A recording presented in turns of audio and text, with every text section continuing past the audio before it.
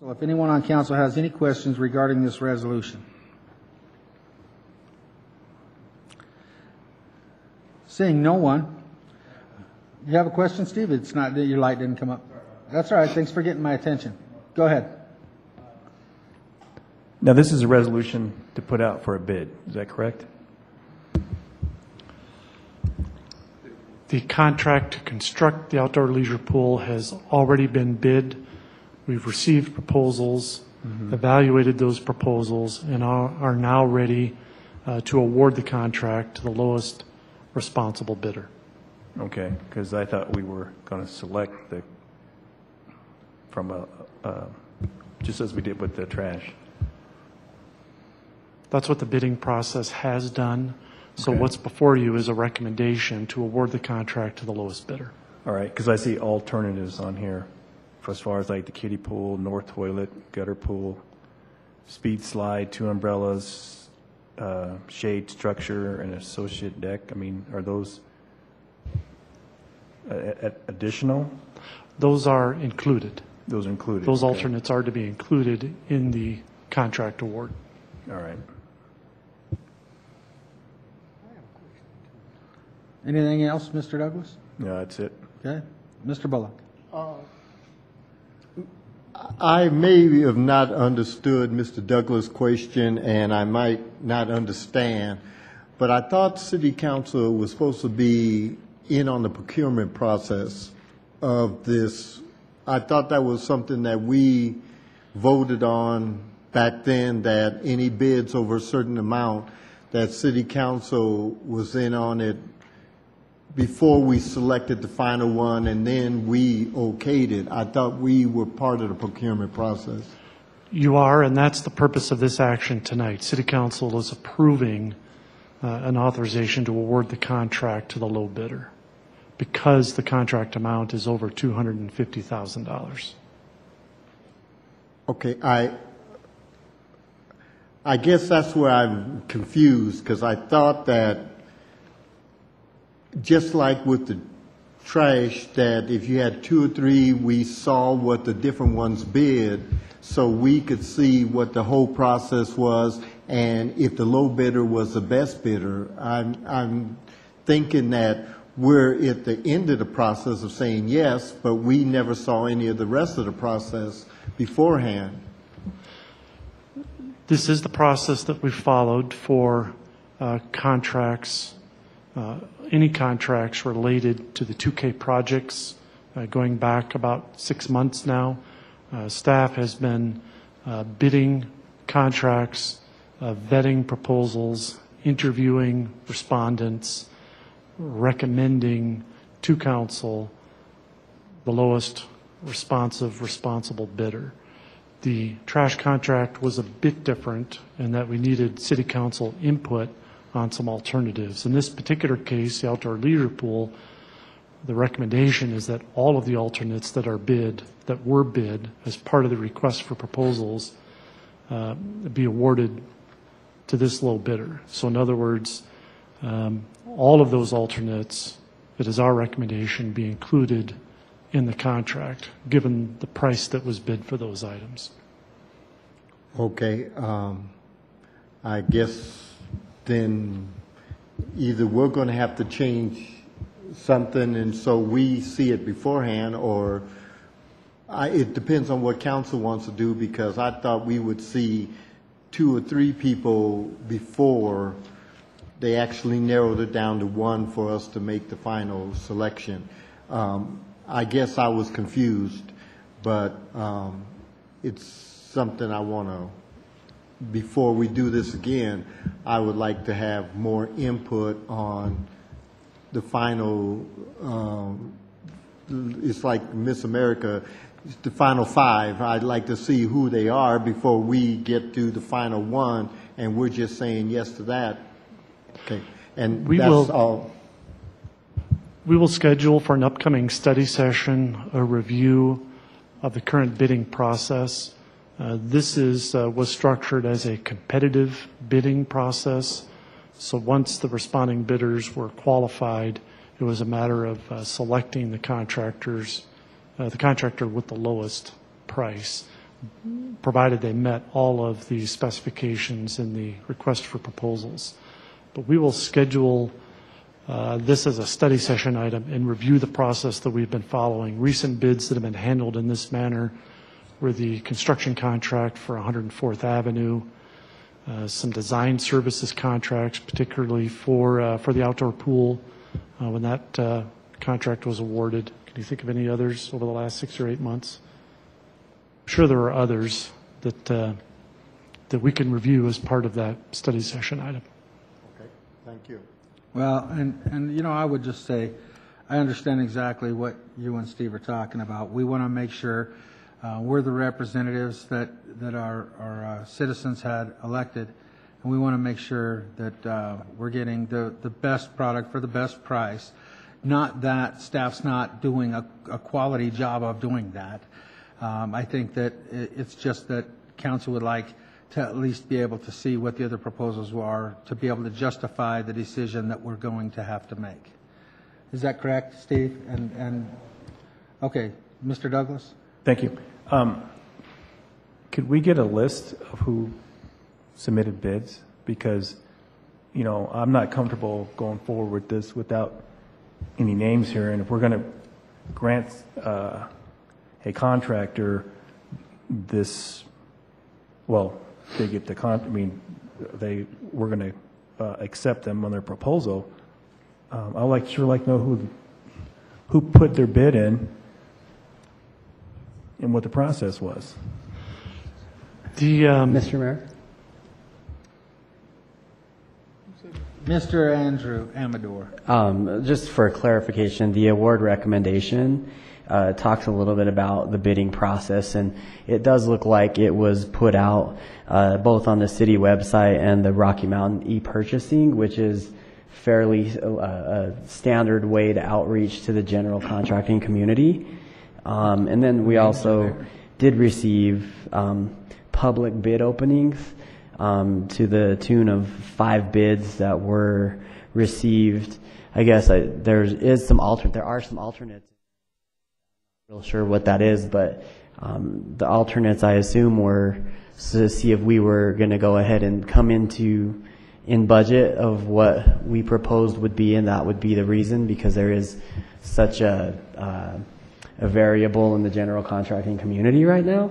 And so when I look at the contractors and the bid results, there were only 5 contractors that bid, so we can see their numbers. And it was a proposal process, not just based on lowest competent bidder, but also other qualifications. And maybe Carolyn could outline, or someone could outline a little bit of what those qualifications in the proposals were, just for a little more clarity. Brian, do you want to have Carolyn or you or somebody just kind of give a rundown on that? Yes, I think Carolyn would probably be the best person to provide that additional detail. Just to echo Councilman Amador's comments, the award recommendation in the packet does list the prices received from the 5 contractors who submitted bids. Okay. And actually, I'd like to introduce Paul Wimber, our owner's rep, and he can he'll share those details with you. Just 1 second, because I want to make it clear for the record that Councilman Benson and Councilwoman Carson are here and are part of this discussion. So depending on what the outcome is, they will have the opportunity to participate in this discussion on this resolution. Mayor, before we go any further, let's have you all press your flashing present lights. Okay.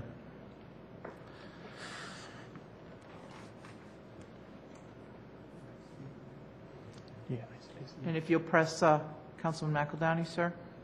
You got it, Renee? That should take care of your request to speak button. All right, great. All right, thank you. And there's Mr. McEldowney now. So for the record, Councilman McEldowney is also with us. So I was just holding things up for a second to try to clear the record because we had a few people coming in a little late.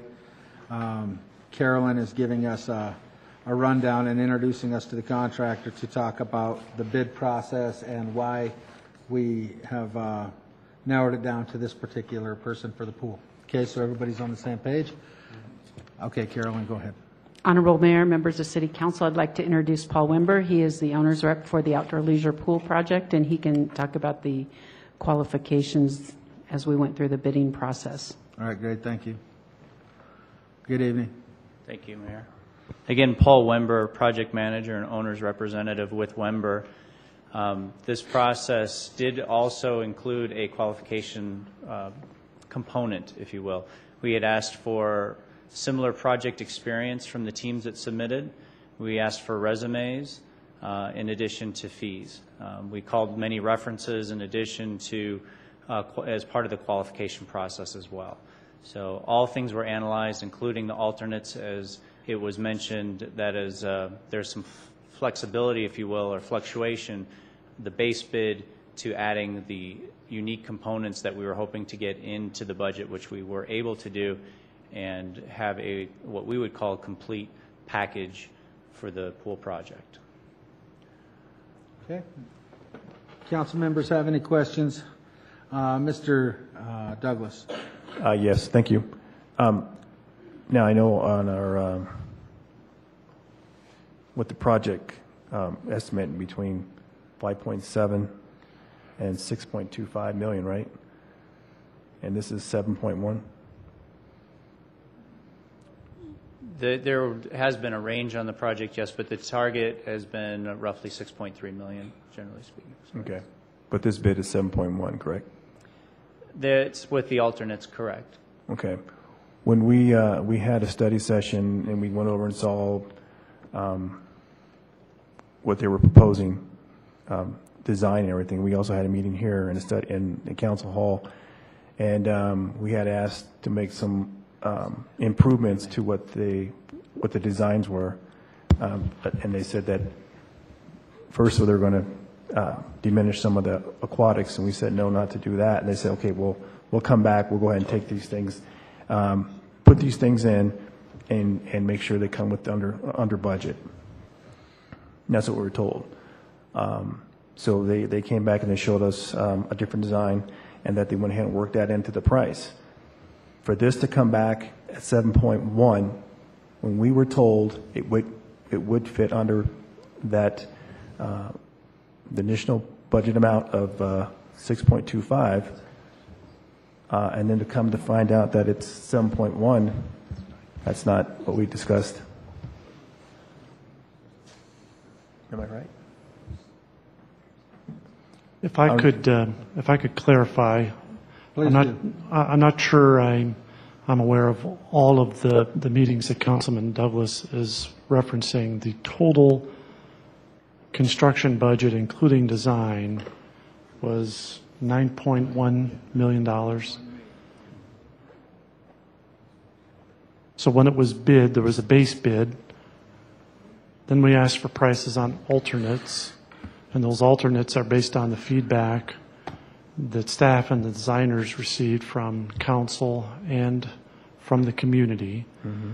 And based upon prices for the base bid and the alternates, we were able to include all of the alternates in this price and still keep the total project within the overall $9.1 million budget. Okay.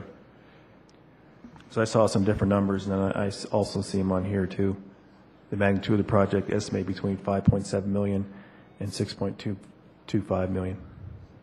I'd have to look back to be sure, but I'm guessing those were the estimates for the base bid, for the base project elements. By adding in the alternates, it does increase the construction budget, but we're able to include those alternates and stay within the overall project budget, if that makes sense.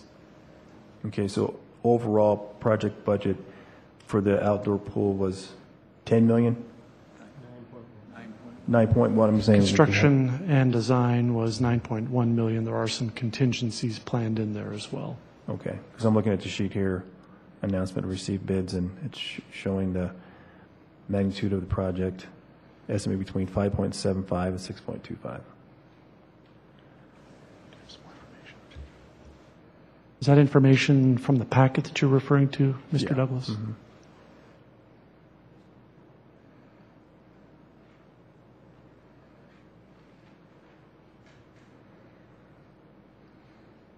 Yeah, I'm reviewing the award recommendation sheet. I'm not seeing the numbers that you're referring to. Yeah, it's on the, there's 3 on there. There's a presentation, construction contract, construction contract documents, first page.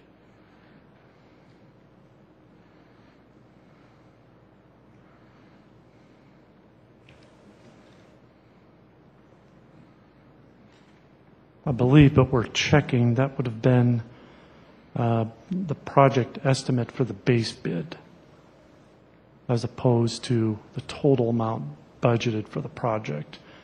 That then enabled us to add the alternates in, but still stay within the overall project budget. So in the bid documents, Okay. we did give contractors the estimated amount for the base project, if that makes sense.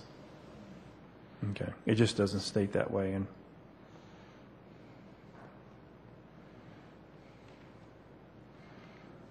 when I received it, that's the questions I had, and I was going to wait until, tonight to talk about that, so.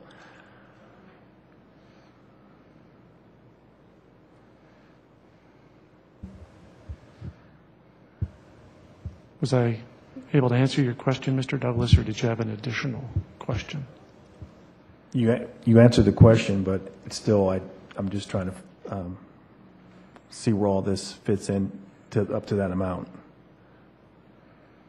If I can clarify again, the first page of the advertisement for bids lists an estimated amount for the base project, which we bid. We bid the base project, but then we also asked bidders to give us prices for the alternates. So this does not reflect what we estimated the cost for the alternates to be, just the initial estimated cost for the base project. So we would have to go back and review the documents to see what the bid prices were for the base project. I know we have that information, but I don't know that we provided it in the packet. What we included in the packet were the bid prices for the base project plus the alternates. Maybe that's where it's, because the bid alternates, maybe that's what's confusing, is it doesn't say base and then additional I understand. including, and then to get up to that amount, and then the 7.1 being under that, so. I understand. When the project was originally bid, we weren't necessarily anticipating constructing all of the alternates. However, given available dollars, feedback from council and the community, and the prices we received, it's our ultimate recommendation that you award not only the base project but the alternates as well to this bidder. Okay. Yeah, because overall, the design, when the gentleman gave his presentation, and then at the first meeting, that second one we had, because it was a speedy process, and we saw that there wasn't adequate bathrooms, and we asked about some shade features being reduced and adding some other things, and then as you go to the slide area, looking at an alternative for the stairs, because you only have one stair, and this time they had widened that to make it more accessible, especially for the number of people who are going to be using those slides. And so we said,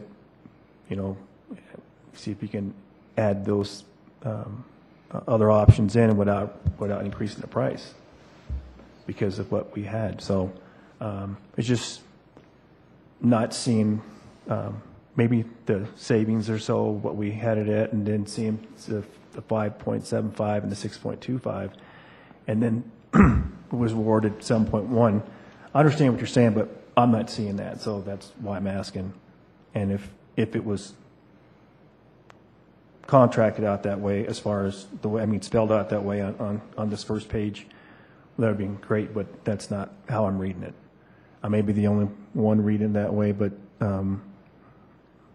that's why I was asking the question. So That's helpful feedback. That's something we can talk further about during the study session, and it's something that may be worthwhile for us to clarify if we're including in the request for bids the estimated amount for the base project, it seems reasonable to include our estimates for the alternates as well, so that bidders have an idea of the total potential project budget.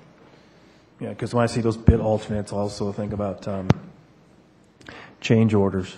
So that's my concern. Okay. Councilwoman Carson. I just have a couple questions. I'm assuming this is the last drawing that we saw with all the changes to the stairs, the addition of the restroom. And I guess I am a little confused, as Mr. Douglas is, because when I do read it, what I remember and what I see here is that the cost estimate was 5.75 to 6.25. So I'm not sure that I fully understand where that change came in. And then just another question, and I'm not sure I'm even asking it correctly. I can tell by looking at this that we took the lowest price bid. But there is such a thing as best practice. Did we also look at that? Yes, as Mr. Wember mentioned, there are a number of qualifications required of any bidder. Once bidders demonstrated that they met all of the qualifications, the ultimate selection was based on price. Okay, thank you. Mr. McEldowney. Thank you. I was just trying to scan back to past presentations because I think we're getting caught up on this budget number. There was a target number planned or allocated for each of these projects. That number is still the number that we're working under. There is some confusion about how things were positioned in a bid document versus this sense of we're now spending more than we planned on spending. And I think that's what I hear people sort of zeroing in on, is a perception that all of a sudden we're spending now more on this project than we ever planned on spending, and that's not an accurate statement. No, that's not what I'm saying. I'm saying the way it's printed. Hang on 1 second, please. Okay, sorry.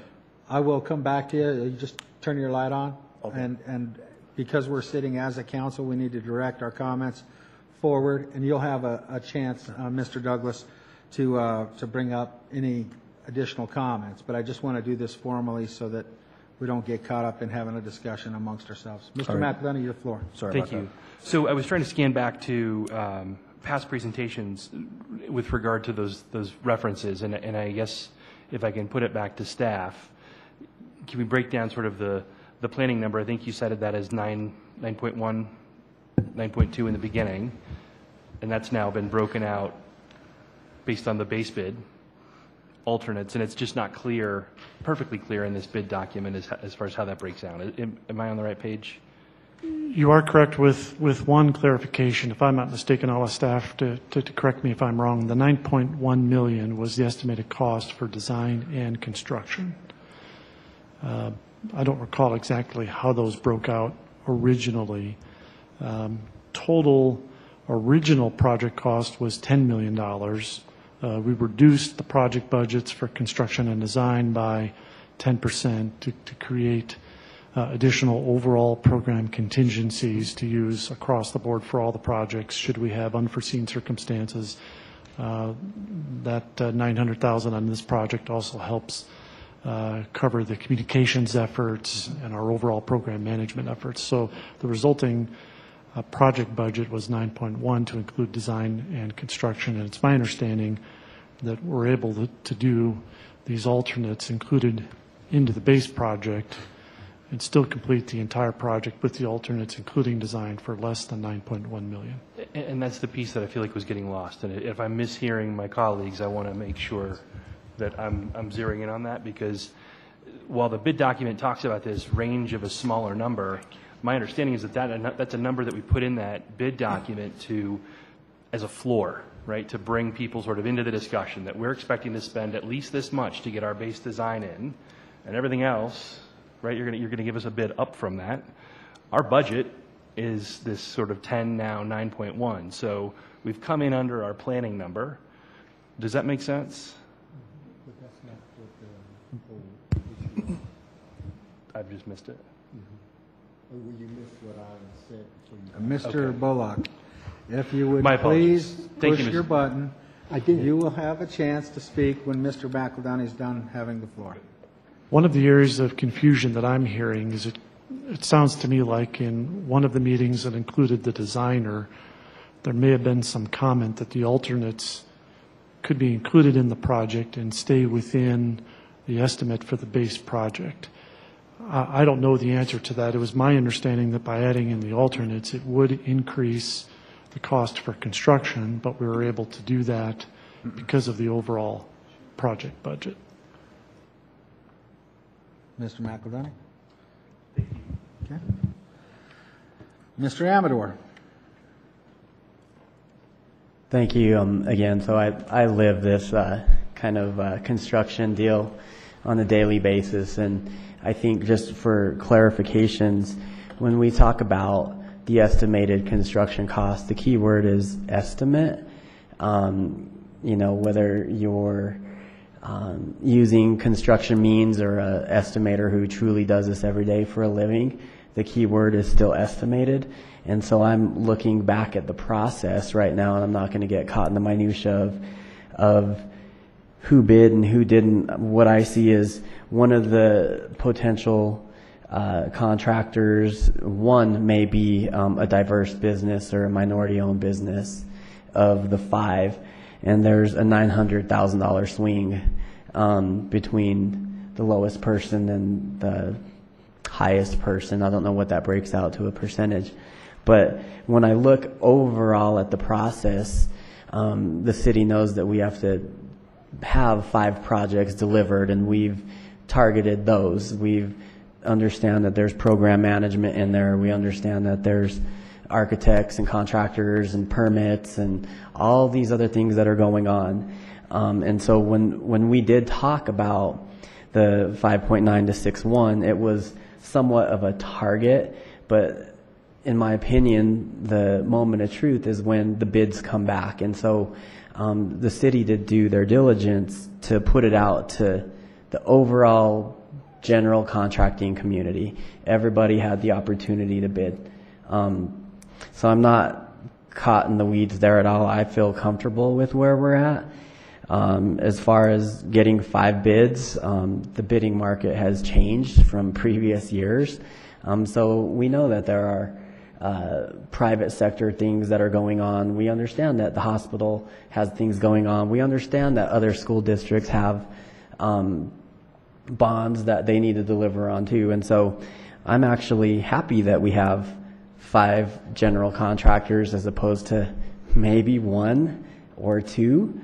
And so when I hear that we're able to buy the project for $7.1 million, and it's within the overall budget of the total budget that we said that it would be, I feel comfortable. So from the process standpoint, from how the bids came back, I feel comfortable, and maybe when we get through all the discussion, I'd like to make the recommendation.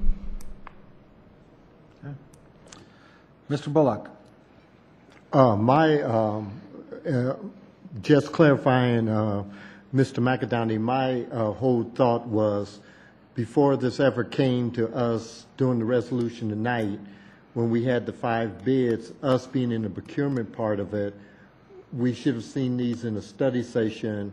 So when we got here, we would have known why this one got this 7.1 instead of us just seeing the $7.1 million bid and not knowing how they arrived at it. That was my whole thing, that I thought with us being in the procurement part of it, that was part of our due diligence. But and that's what I was talking about beforehand, that I wish we had seen or talked about this beforehand, so when we got to this part, it was already a done deal. Mr. Douglas. Yes, thank you. Yeah, because on these contractors, it's just like the trash, based on questions to see as far as best value, are they going after contractors that are, when it comes to the pipes and everything, are they union? I mean, those are different things as far as why their cost is where they're at, who they're going to go after because they're after the subcontractors.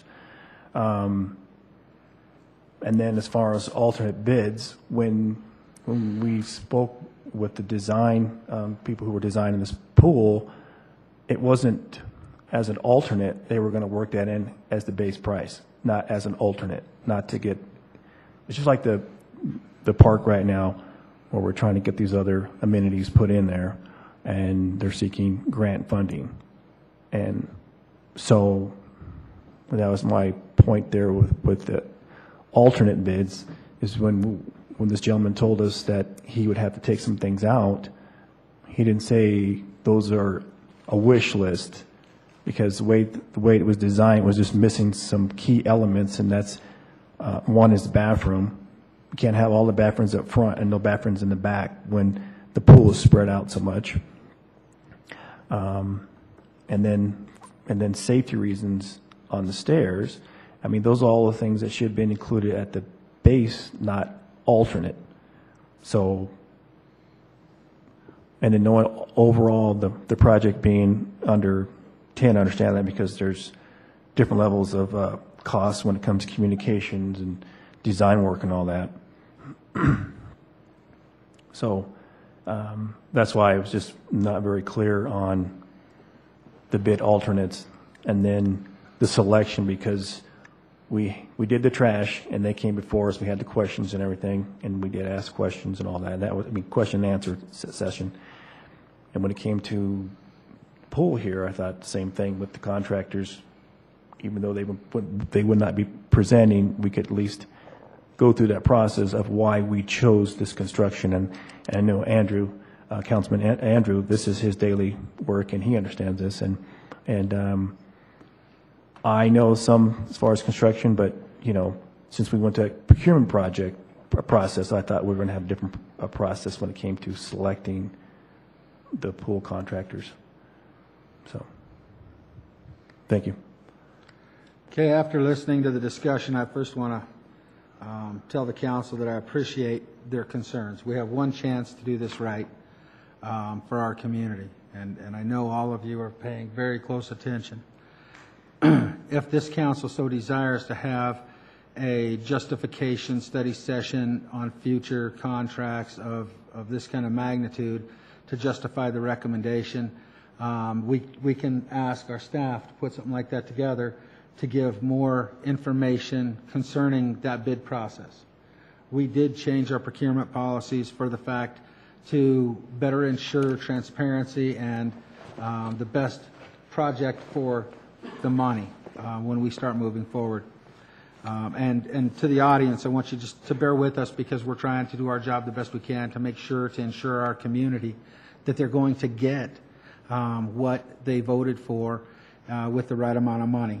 And looking at this, we did have it at 10,000. Total project budget is 9.1. Okay. Going through everything, it looks like everything we've asked for is in here. And after dealing with a lot of contracts, I would rather have all of these things in here and know what we're dealing with than to have them come in at a later date on a change order type of scenario, which I'm sure Mr. Amador and many others have seen, because you could get that 6.2 type of bid and change order all these additions, and you're still going to get back into that $7+ million range. The good thing is after the 7.189 on the contract for construction and all of the design work and everything, we're still showing a contingency of $230,000 left for any change orders that may come in. After looking over everything and understanding and seeing the different contracts, the contractors that bid this project, out of the 5, we are taking the lowest bid that has met the requirements of the job. With that, I also feel comfortable. I think it's a matter of ensuring our community that we are looking at and giving the oversight necessary to these projects to ensure a quality project for the best price. But we have to do it right because we only have one chance to do this right for our community, and our community deserves every one of these projects to be as good or better than anywhere else. With that said, I am open for, well, no, I'm going to go to the audience first. Is anyone in the audience have any questions or comments regarding this resolution? Sir, please come forward. I need you to state your name and address for the record.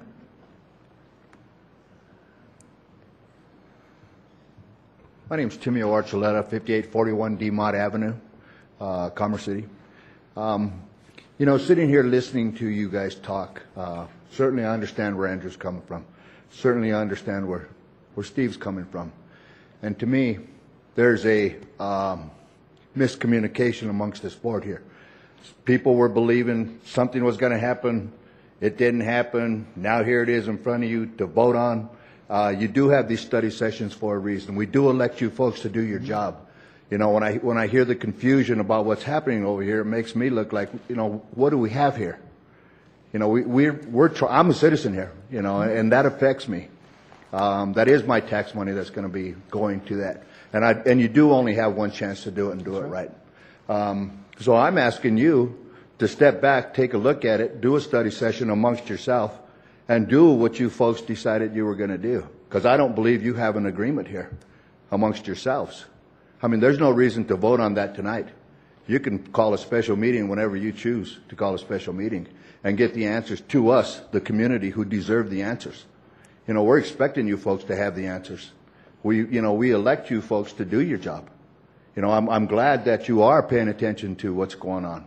You know, but I don't believe you have any consensus here. You may have a couple of people trying to talk each other into an agreement, and I would just as soon as a citizen like to sit back and say, you know what, they are doing their job, they are going to take into consideration, maybe we don't understand what we're doing here right now for this project, and we do want to do it right for the community, because they do deserve it. So that's all I have to say. Thank you for your time. Thanks for coming in tonight. We appreciate the comments. Anyone else in the audience? Mr. Cerna. You know the drill. State your name and address for the record, please. I'm cold. Guillermo Serna, 14122 East 102nd Place. You are doing what you have to do. That you're not getting all the information. I think the more questions you ask, the more answers you get. And the important part is that you are discussing it. The community did ask for more. And those are hard to answer sometimes as to the expense when you add. That it's 1 or 2 million, difference to our advantage, that's great. But at the same time, give the community an idea of what you might do with what's left. Just simply because you save money, to spend it somewhere else. And I think that what you're doing is great. The more questions you ask, you have expertise over here, person with questions, keeps asking, solutions, concern, and that's the important part. That you have to push administration for more answers, that's part of the whole routine. So please keep it up, because I think we still have a lot more millions to spend, and keep asking the questions. Thank you. Thank you. Is there anyone else in the audience have questions or comments concerning this resolution? Seeing none, now I'm open for a motion. Mr. Bullock. Move to approve Resolution 2014-95. Mr. Benson. I'm going to ask, is there any pressing need for this to be done right now? What is the... We do have pool construction on a rather tight timeline. The goal was to have the pool open as early next summer as possible to take, so that we have as much of next season available as possible for folks to use the pool. At this point, The tentative schedule has the pool open hopefully early June of next year. So if we were to delay awarding the bid, it certainly would impact that schedule. Certainly that can be done, but it will impact the schedule. What's the earliest possible time that you could set up a study session on this? If we were to use regularly scheduled study sessions, that would be October 13th. And I'd like to make an alternative motion that we, seems like too many times we're asked to, you got to make a decision on this tonight. And sometimes we don't have all the information. I think it's obvious, as the gentleman said, that we don't have all the information that we might need, and I'm going to make an alternative motion that we instruct the staff to conduct a study session, and the very next meeting we have another vote on it. Okay. I have an alternate motion on the floor. Mr. Amador.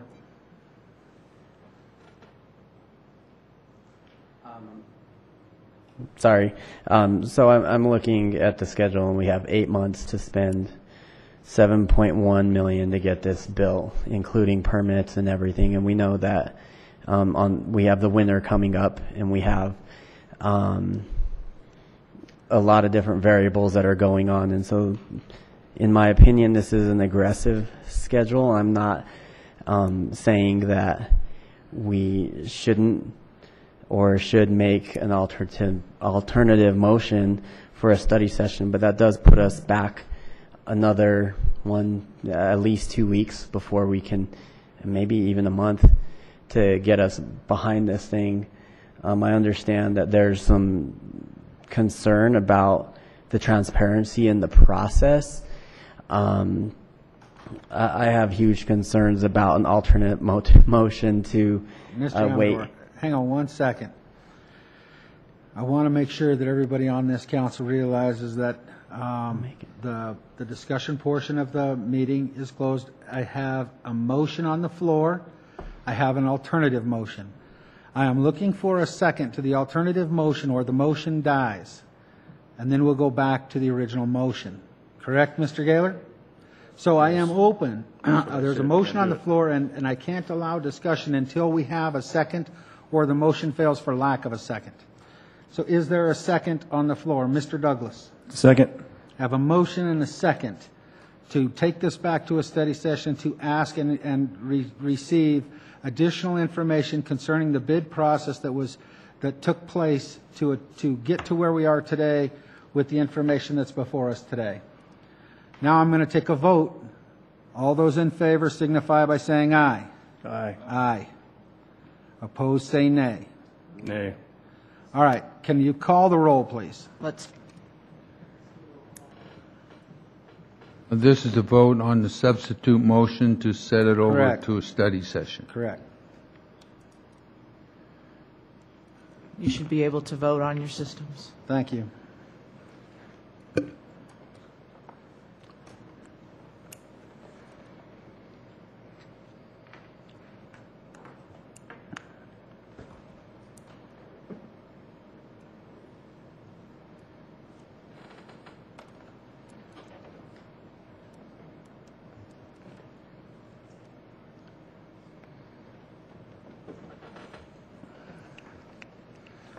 Let the record show the motion passes 55.5%, or 5-4. So the item will be taken back to a study session to achieve more information. And that's for the record. We'll move on to the next item in our agenda. Yes, sir.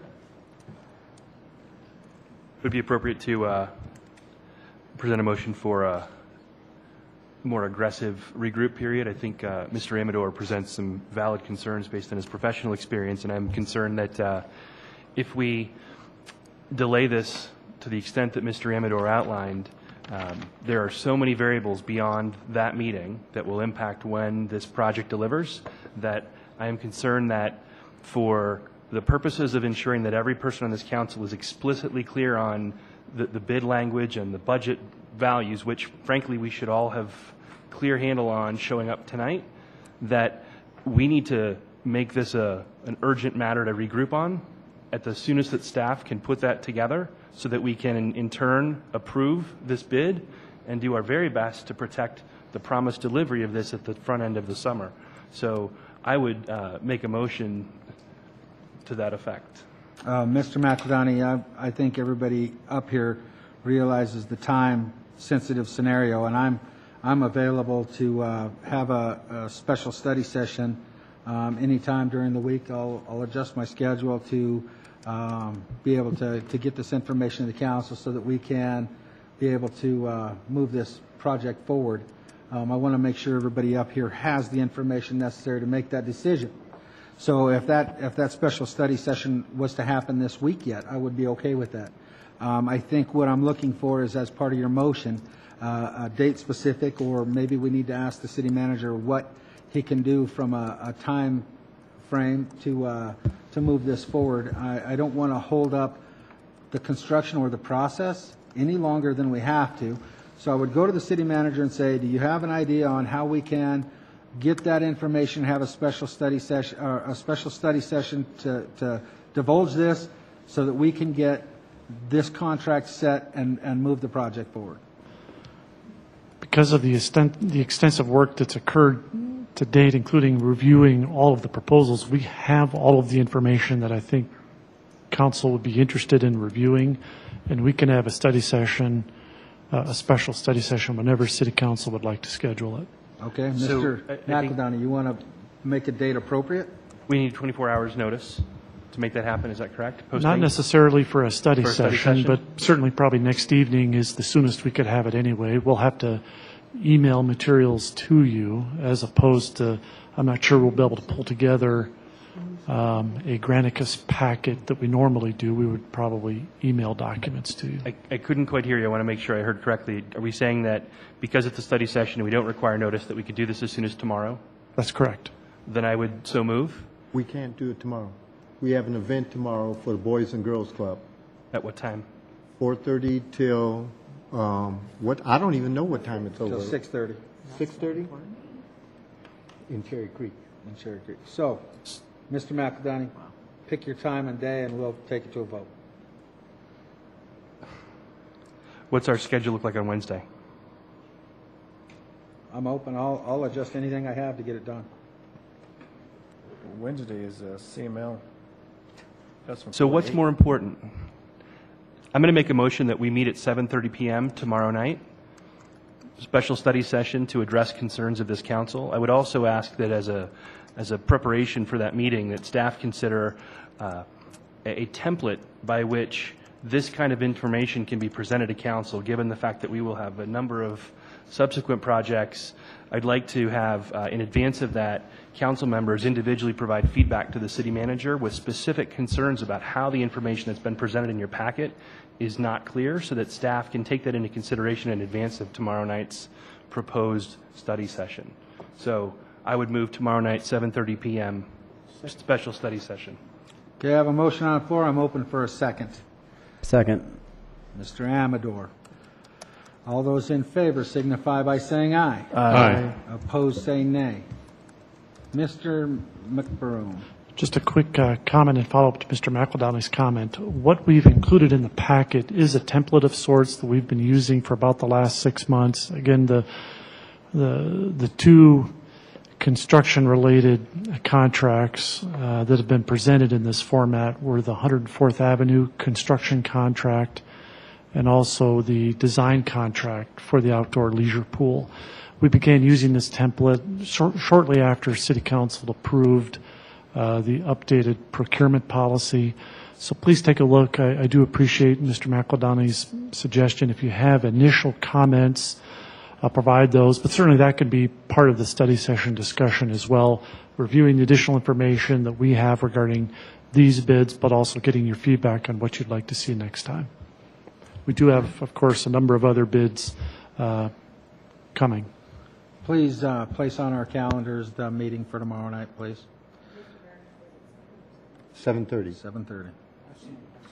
Because it gives time for the event that's taking place tomorrow for everybody to get back from that. So get that on our calendars. That's done. We're going to move into the next item on our agenda. Resolution 2014-103. Anyone on council have any questions regarding the resolution? I've got a whole bunch of names lit up here on my deal. There we go. All right, Mr. Bullock. I move to approve Resolution 2014-103.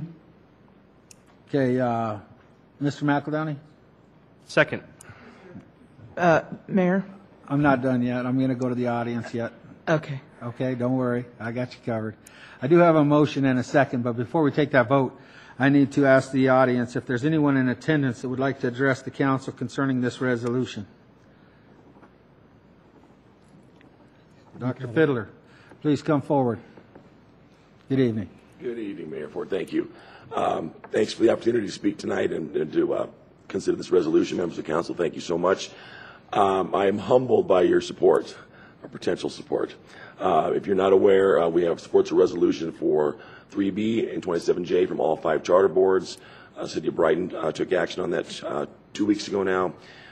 Brighton Economic Development Corporation, as well as Brighton Chamber of Commerce, have all passed resolutions in support of our dearly needed space for our kids. I've had the opportunity to be in front of you before and talk about our space needs, so I don't want to be redundant, but I'm grateful to be here. Answer any questions you might have. I forgot Colorado Classified School Employees Association also passed a resolution of support, and of course Brighton Education Association is on board as well.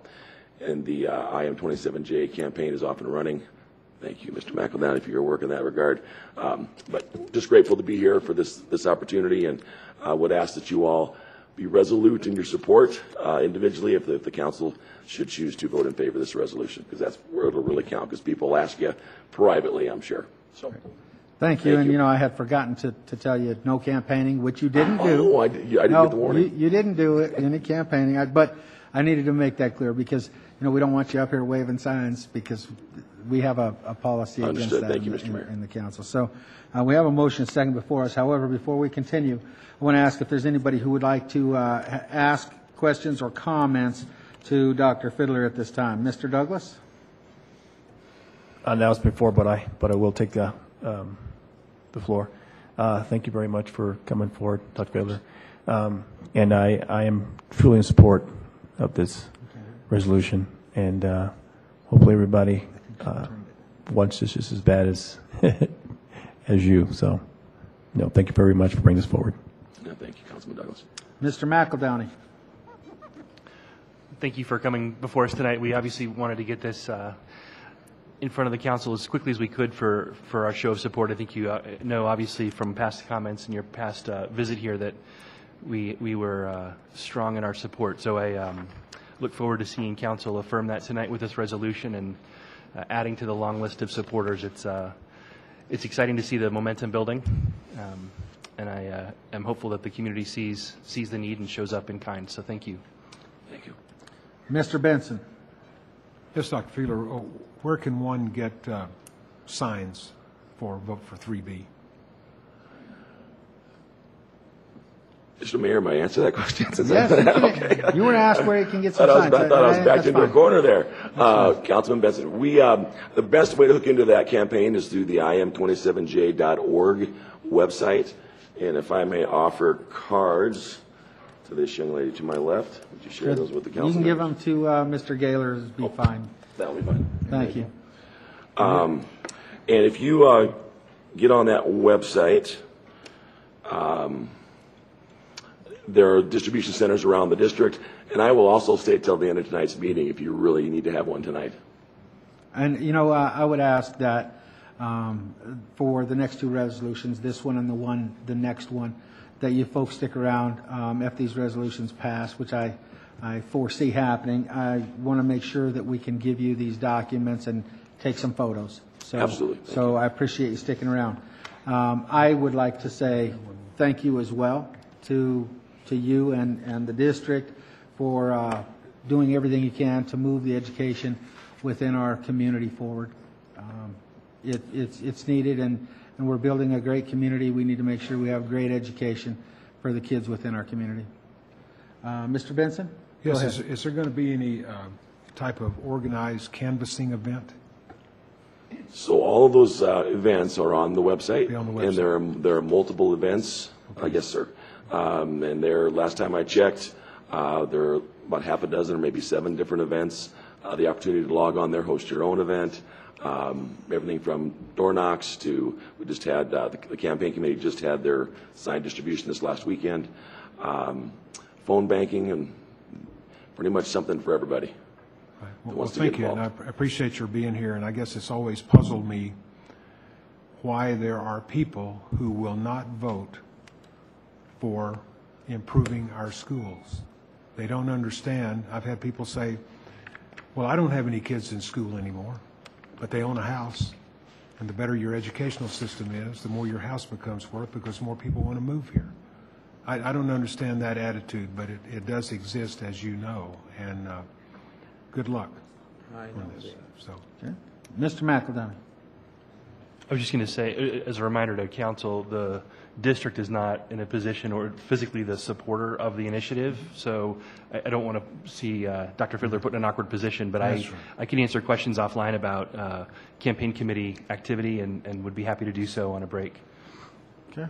Thanks, Mr. McEldowney. And that website's im27j.org? Correct. I just wanted to make sure I was clear on that. So with that said, I have a motion and a second to approve a resolution in support of the 27J School District bond issue. All those in favor signify. Can we read the title, Mr. Mayor? Please read the title, Bob. Resolution 2014-103, resolution expressing City Council support for School District 27J referred measure 3B. With that said, all those in favor signify by saying aye. Aye. Opposed, say nay.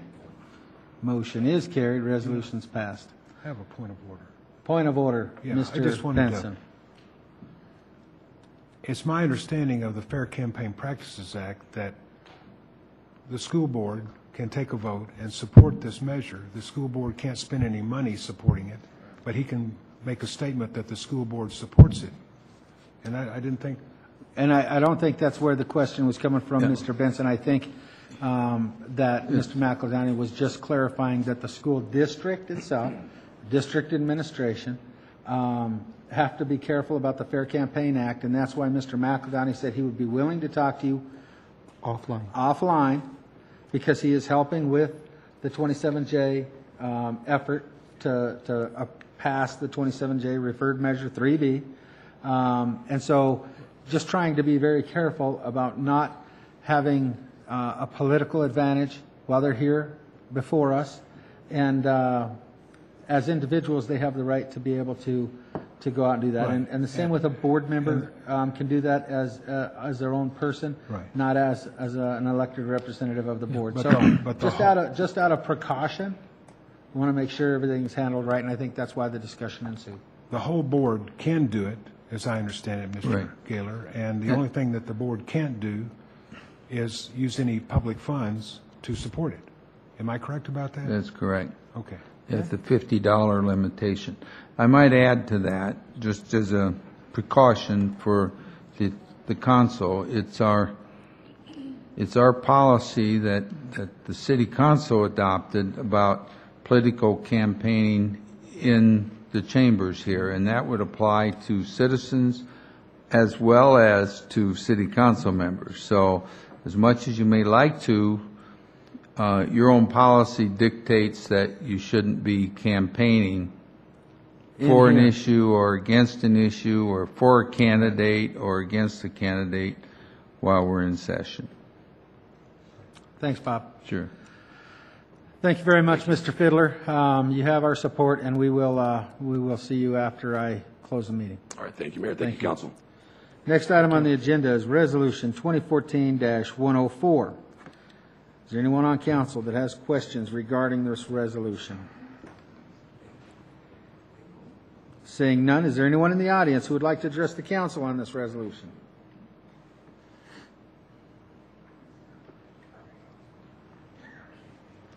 Good evening. Good evening. Need you to state your name and address. My name is Patrick Sanchez. I live at 2534 West 40th, Denver, Colorado. I am here as one of the members of the We Believe campaign, and I do not live in Commerce City, but I spend a lot of time here. And before I do want to quickly thank the council for just supporting our recent homecoming events that we've had, but I also want to be very thankful and humbled by the support we've been hearing from our own community about 3E and F that's on the ballot for our district. And I have some friends here with me that also want to share some information with you, but just here, happy to answer any questions, and certainly can tell you that every one of the there are several people in the community that have contributed to this effort, and certainly has been a great, tremendous personal contributions by many administrators in our own school district, which hasn't been seen for a long time, which I think is really important. So I don't know what else I would add, but any questions that we want to share? I'll ask the council. I got a few people with me, too. So. I see that. I'll ask the council if they have any questions. Yes, sir. Mr. McEldowney. Apologize, this was from previous. Okay. Councilman Carson. I was just prepared to make a motion. Mr. Amador. Thank you, Mr. Mayor. Thank you, Mr. Sanchez as well, Superintendent and staff and community supporters for coming up tonight and showing your support. And I'll draw the line there. Thank you for looking out in the best interests of our students within our community, not only to the Adams 14, but also the 27J. So thank you. Mr. Douglas. Yes, and I want to thank you guys as well, Adams 14. You guys have worked really hard on this, and you guys carry a big torch, and I want to make sure that that torch stays lit all the way through to November 4th. There's a 700,000 square foot of school that needs to be replaced and beyond. So we're here behind you. So I appreciate you guys taking time and coming down for this. Mr. Teeter. Yes, good afternoon. I'd also like to thank you for coming forward tonight for this proposal. You know, I'm 100% behind you, and I really believe this is a need for School District 14. Anything to help move this school system along and help us get better. Thank you. And I would like to tell you, I've been very impressed so far with the effort to get the community involved. And I've said this, if I said it once, I've said it 100 times. It's very important that we continue after this is passed by the public. It's very important that we continue to have this community support and involvement. And you guys have all done a great job of filling those stands for that football team and encouraging them to get back to playing ball and having people in the stands watching them, to having the community support of the importance of our education within our community. And it just so happens that we have two school districts within our city. And I think you can see that this council is very supportive of education, regardless of which district it is. We want both districts to do well. We want this community to get back and be active and be invited to be active with District 14 like it used to be.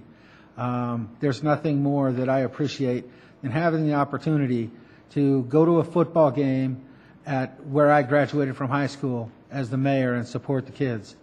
I would say the same thing when it comes to the football game between Brighton and Prairie View. When I get to go and support the Prairie View team versus Mr. McLean, the Mayor McLean of Brighton, they're supporting the Brighton team. It's a passion. It's something that our community should be involved with. Our community should care about the education within our community, because we can't grow the kind of community that I believe this council wants to have without having quality education, both in our northern range and in our southern portion of our community. So with that said, I'm wholeheartedly supportive of both districts. I don't take sides one over the other, but I will tell you what, the kids in our community, regardless what district it is, they deserve the opportunity for a quality education. And if I may just respond. You may.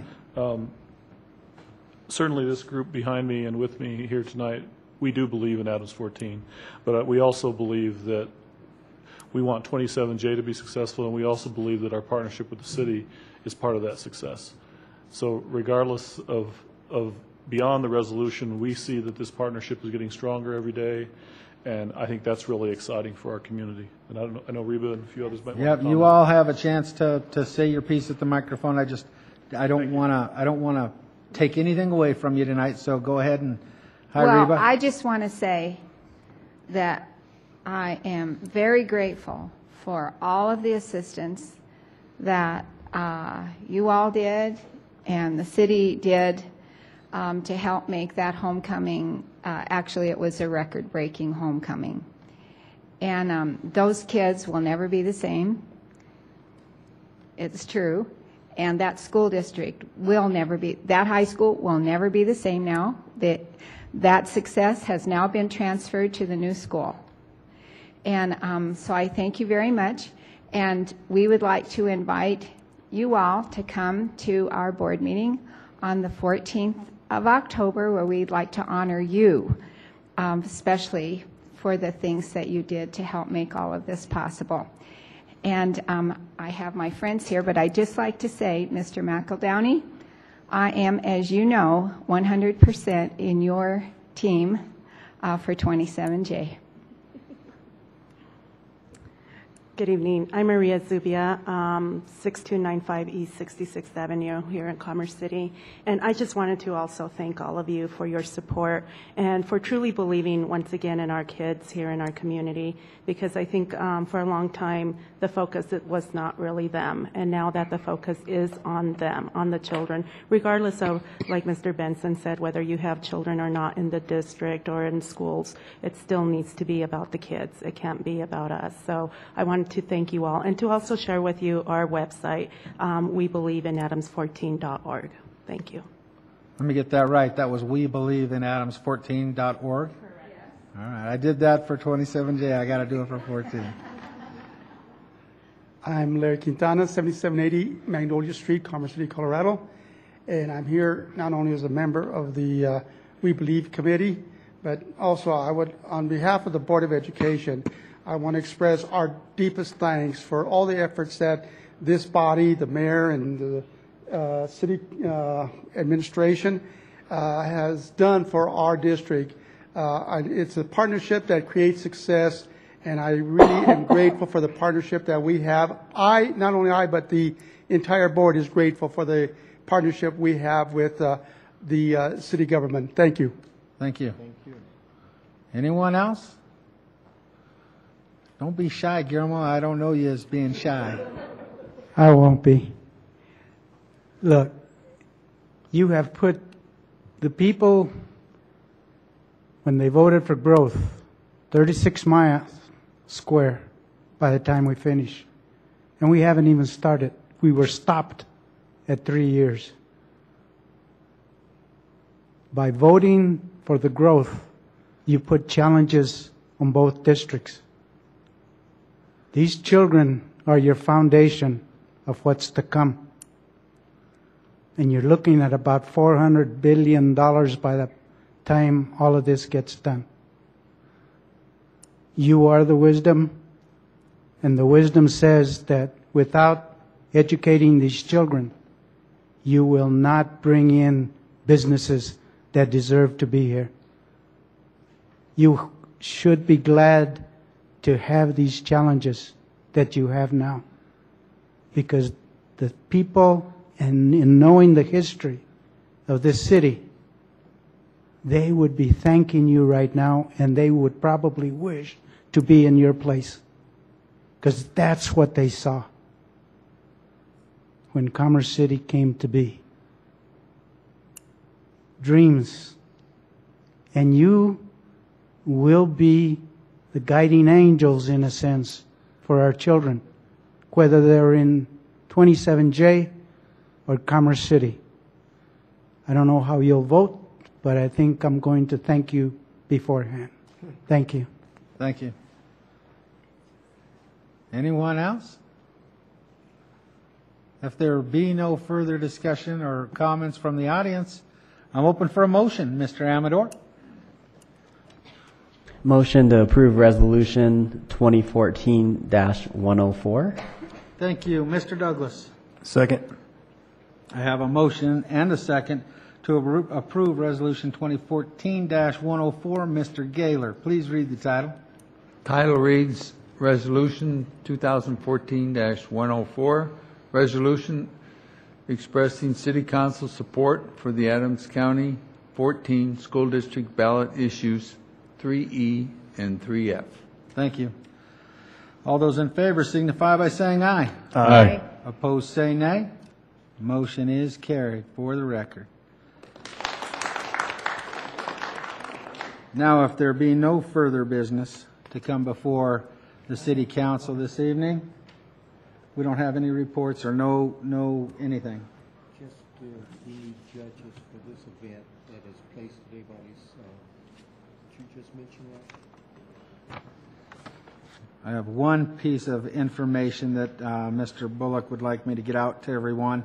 Our Savior Lutheran Church is going to be having a fall festival, October 4th, 10 a.m. to 2 p.m. It'll include classic car show, parties, interested in exhibiting their car. They need judges for the car show. And so if anybody's interested in being a judge for the car show for the fall festival at Our Savior Lutheran Church, please contact Renee Bullock. No, Renee Bullock. Okay, contact me. Contact Renee. Now, if there be no further business to come before the City Council of Commerce City this September 29th evening, we are adjourned from our special meeting. Now we're going to take a few pictures, and then we will adjourn into room 2108 for our study session.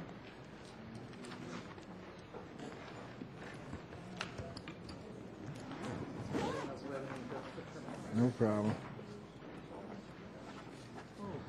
Good. You're welcome.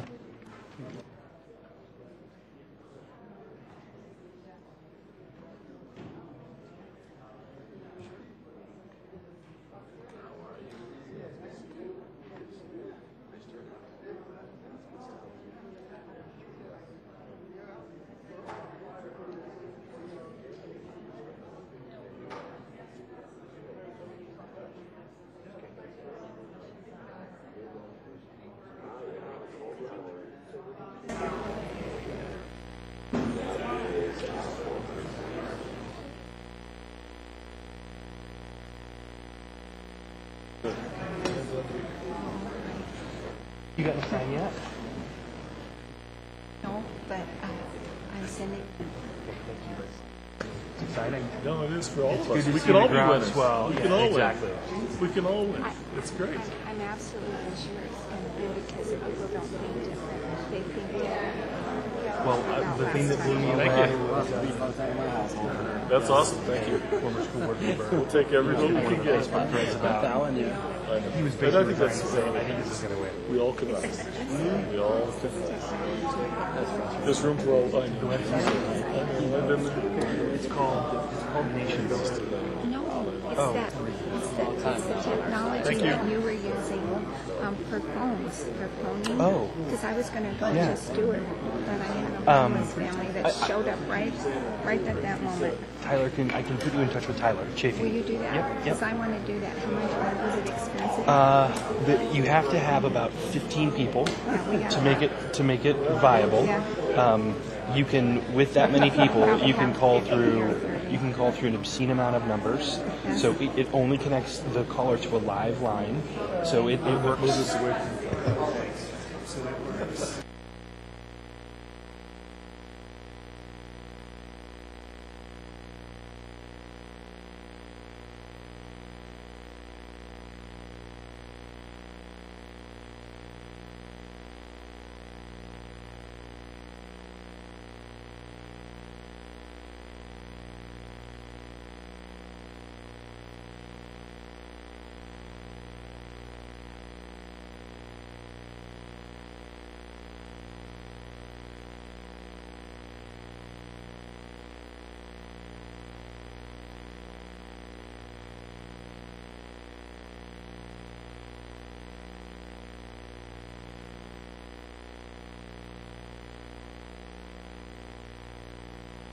Sarkville is such a wonderful place to visit. Your attention, please. Reba would like everyone to come forward for pictures. There you go.